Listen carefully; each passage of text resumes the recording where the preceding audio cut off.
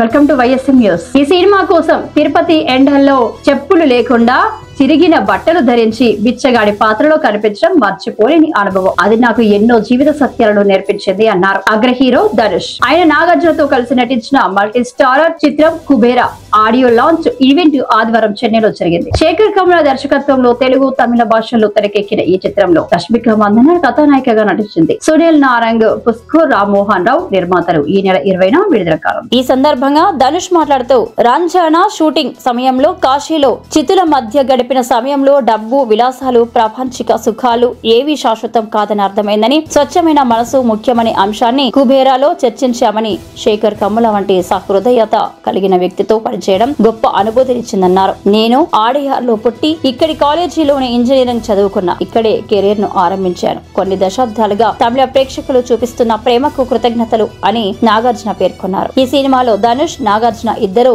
Mesmerising గా perform చేశారని, చక్కటి సోషల్ డ్రామాగా ఆకట్టుకుంటుందని దర్శకుడు శేఖర్ కమ్మల తెలిపారు. భారీ స్థాయిలో సినిమాను రిలీజ్ చేయబోతున్నామని నిర్మాతలు సునీల్ నారంగ్, పుష్కర్, రామ్మోహన్ రావు చెప్పారు. తన కెరీర్ లో కుబేరా ప్రత్యేకమైన చిత్రమని కథానాయిక రష్మిక మందన పేర్కొంది.